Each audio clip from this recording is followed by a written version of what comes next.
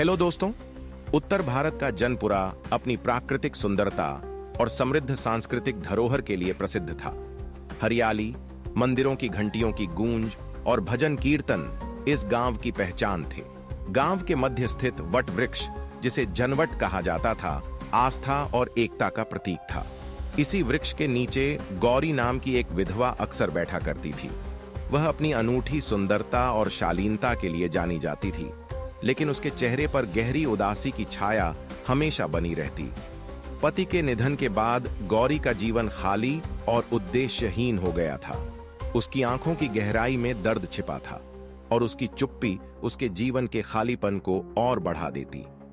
गांव वाले उसे देखकर अफसोस तो करते, लेकिन उसकी पीड़ा तक पहुंचने का साहस किसी में नहीं था। गौरी अक्सर जनवट के नीचे बैठकर यही सोचती रहती कि क्या उसका जीवन हमेशा इसी तन्हाई और दुख के इर्द गिर्द घूमता रहेगा, या कहीं कोई उम्मीद की किरण भी है। उसी समय गांव में राघव नामक एक संत का आगमन हुआ। उनके तेजस्वी व्यक्तित्व और गहरी दृष्टि ने सभी को अपनी ओर खींच लिया। राघव कम बोलते थे, लेकिन उनके शब्द सीधे दिल को छू जाते। अपने उपदेशों में वे कहते, हर आत्मा में दिव्यता है। जीवन केवल भौतिक सुखों के लिए नहीं, बल्कि आत्मा की शुद्धता को पहचानने और ईश्वर से जुड़ने का साधन है। उनकी शिक्षाओं ने पूरे गांव में आध्यात्मिक चेतना जागृत कर दी। राघव कहते, जो तुम बाहर खोज रहे हो वह तुम्हारे भीतर है, बस अपने भीतर झांक कर देखो। उनकी बातें इतनी सरल और स्पष्ट थीं कि ग्रामीण भी उन्हें सहजता से समझने लगे। जल्द ही गांव के लोग बड़ी संख्या में उनके प्रवचन सुनने आने लगे। राघव की उपस्थिति ने गांव में एक नई ऊर्जा भर दी। उनके चमत्कार भी लोगों के बीच चर्चा का विषय बन गए। किसी को उनके स्पर्श से रोग से राहत मिलती, तो किसी का खोया आत्मविश्वास लौट आता। गौरी, जो अपने खालीपन और जीवन के उद्देश्यों से जूझ रही थी, उसके पास एक ऐसा मोड़ आया जब संत राघव की शिक्षाओं ने उसके भीतर शांति और नई आशा का संचार किया। उनके शब्द राधा के हृदय को गहराई तक छूते थे। उनके विचारों में जीवन के रहस्यों और आत्मा की दिव्यता का ऐसा चित्रण था, जिसने राधा के भीतर एक नई उम्मीद जगा दी। एक दिन राधा ने साहस करके संत राघव से व्यक्तिगत रूप से मिलने का निर्णय किया। उनके सामने जाकर उसने अपने मन की उलझने और दुख साझा किए। उसकी आंखों में आंसू थे और उसकी आवाज में दर्द। संत राघव ने उसे ध्यान से सुना और फिर एक गंभीर लेकिन स्नेहपूर्ण स्वर में कहा, तुम्हारे भीतर एक अनंत शक्ति है जिसे तुमने कभी महसूस नहीं किया। यह शक्ति तुम्हारे भीतर ही सोई हुई है। तुम्हें अपने भीतर झांकने और अपनी आत्मा को पहचानने की आवश्यकता है। जब तुम स्वयं को जान लोगी, तब तुम्हारे सारे प्रश्न अपने आप समाप्त हो जाएंगे। संत राघव के इन शब्दों ने राधा के भीतर गहरी छाप छोड़ी। उसने महसूस किया कि शायद उसका दर्द और उसकी उदासी केवल बाहरी परिस्थितियों का परिणाम नहीं है, बल्कि उसके स्वयं को न पहचान पाने की स्थिति का परिणाम है। उसने सोचा कि यदि वह अपनी आत्मा की गहराइयों में उतरकर खुद को समझ सके, तो शायद उसे वह शांति और संतोष मिल सके जिसकी उसे हमेशा तलाश रही है। राधा अब नियमित रूप से संत राघव के प्रवचन सुनने लगी। उसने ध्यान और आत्मचिंतन का अभ्यास करना शुरू किया, जैसा कि राघव ने उसे सिखाया था। धीरे धीरे उसने अपने भीतर एक नई ऊर्जा और शांति का अनुभव करना शुरू कर दिया। उसे लगने लगा कि वह अपने दर्द और खालीपन से मुक्ति की ओर बढ़ रही है। शायद यही वह मार्ग था जिसे उसका मन और आत्मा इतने लंबे समय से खोज रहे थे। राधा और संत राघव के बीच की बातचीत समय के साथ गहराने लगी।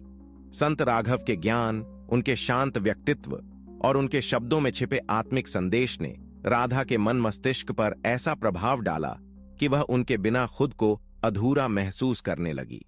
वह प्रतिदिन मंदिर जाती, उनके उपदेश सुनती और हर बार उनके विचारों में उसे अपनी जिंदगी के सवालों का कोई संकेत मिलता। एक दिन जब राधा ने संत राघव से अपनी भावनाओं और जीवन की दुविधाओं के बारे में बात की, तो उन्होंने उसे बड़े ध्यान से सुना। उनकी गहरी नजरें जैसे राधा की आत्मा तक झांक रही थीं।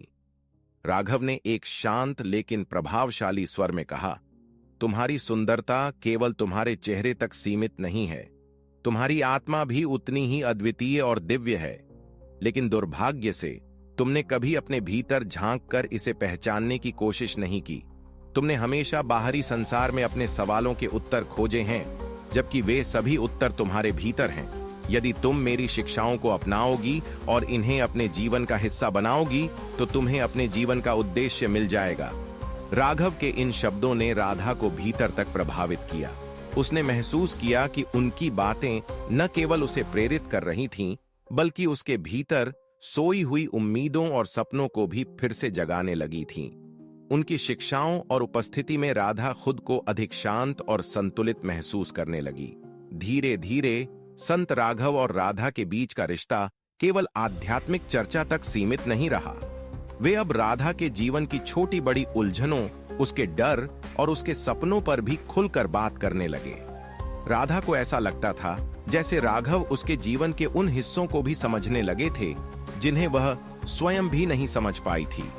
उनकी मुलाकातों में अब गहरी भावनात्मक जुड़ाव भी शामिल हो गया। राधा के जीवन में राघव का स्थान अब एक साधारण गुरु से कहीं अधिक हो गया था। उनकी उपस्थिति में राधा को अपने अस्तित्व का उद्देश्य और सार्थकता महसूस होने लगी। हालांकि जनपुरा में राघव और राधा के रिश्ते को लेकर चर्चाएं तेज होने लगी। जहां कुछ लोग इसे पवित्र और दिव्य मान रहे थे, वहीं कई इसे संदेह और आलोचना की दृष्टि से देखने लगे। एक दिन गांव के एक युवक ने राघव और राधा को मंदिर के एकांत कोने में गहरी बातचीत करते हुए देख लिया। उसने यह घटना बढ़ा चढ़ाकर पूरे गांव में फैला दी। धीरे धीरे यह चर्चा गांव में आग की तरह फैल गई। कुछ लोग उनके रिश्ते को पवित्र मान रहे थे, जबकि कई इसे गलत दृष्टि से देखने लगे। इस माहौल ने जनपुरा को अशांत कर दिया। हालात को देखते हुए गांव के बुजुर्गों ने पंचायत बुलाने का फैसला किया ताकि सच्चाई सामने आ सके। पंचायत के दिन गांव के सभी प्रमुख लोग एकत्र हुए। संत राघव और राधा को बुलाया गया ताकि वे अपने संबंध और बढ़ती चर्चाओं पर सफाई दे सकें। गांव के लोग इस पंचायत को लेकर उत्सुक और बेचैन थे, क्योंकि यह मामला अब केवल राघव और राधा तक सीमित नहीं था, बल्कि यह गांव की परंपराओं और सामूहिक विश्वास से भी जुड़ चुका था। जब पंचायत के सामने राधा से सवाल किया गया, तो वह अपनी पीड़ा छिपा न सकी। उसका दिल भारी था। राधा ने पंचायत के सामने सिर झुकाकर अपनी बात कहनी शुरू की। उसकी आवाज में दर्द और आंखों में सच्चाई झलक रही थी। संत राघव ने मुझे एक नया जीवन दिया है, राधा ने कहा।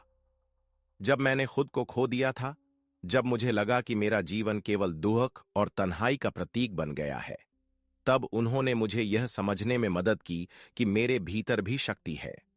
उन्होंने मुझे आत्मिक शांति और जीवन का उद्देश्य दिखाया। हमारे बीच जो भी चर्चा हुई है, वह केवल मेरी आत्मा की गहराइयों को पहचानने और अपने दुखों को हराने की प्रक्रिया का हिस्सा थी। मैं जो महसूस करती हूं, वह केवल एक शिष्य का अपने गुरु के प्रति सम्मान और विश्वास है। संत राघव ने भी पंचायत के सामने अपने विचार रखे।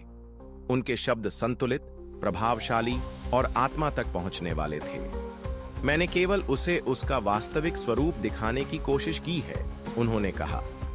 गौरी, राधा में मैं वही आत्मिक शक्ति देखता हूं जो हर व्यक्ति में होती है। यह संबंध केवल गुरु और शिष्य के बीच का है, जिसे शायद बाहरी दृष्टि से समझना मुश्किल है।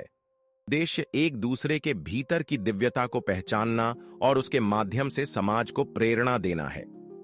पंचायत में उपस्थित लोग राघव की बातों से प्रभावित हुए, लेकिन संदेह की परछाइयां अभी भी कुछ चेहरों पर साफ देखी जा सकती थीं। इस पर संत राघव ने एक और कदम उठाने का निश्चय किया।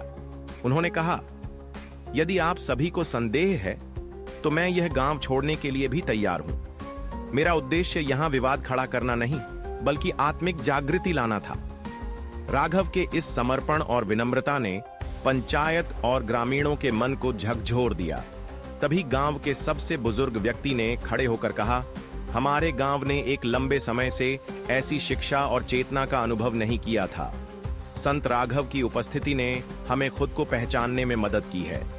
हमें उनकी और गौरी की नीयत पर शक नहीं करना चाहिए। शायद यह हमारा संकीर्ण सोच ही है जो हमें ऐसा सोचने पर मजबूर कर रही है। धीरे धीरे पंचायत में सभी ने संत राघव और राधा के रिश्ते को स्वीकार कर लिया। चर्चा और विवादों का अंत हुआ।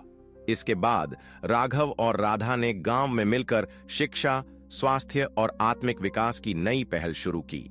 राधा ने अब अपना जीवन केवल खुद तक सीमित नहीं रखा। वह गांव की अन्य महिलाओं को शिक्षित करने और अपने दुखों से ऊपर उठने की प्रेरणा देने लगी। राघव की शिक्षाओं और राधा के अनुभवों ने गांव को नई दिशा दी। जनपुरा में एक नई ऊर्जा का संचार हुआ और वह गांव जो कभी अफवाहों से घिरा था, अब प्रेम और विश्वास का प्रतीक बन गया। जनवट का पेड़ अब पहले से भी अधिक श्रद्धा और सम्मान का प्रतीक बन गया। लोग वहां बैठकर केवल अपनी समस्याएं नहीं सुलझाते थे, बल्कि नई उम्मीद और शांति का अनुभव भी करते थे। राघव और राधा ने मिलकर इस छोटे से गांव को ऐसा संदेश दिया जो पूरे क्षेत्र में चर्चित हो गया। सच्ची शक्ति हमारे भीतर है, केवल उसे पहचानने की देर है। अगर आपको यह कहानी अच्छी लगी हो, वीडियो को लाइक और सब्सक्राइब करना ना भूलें। धन्यवाद।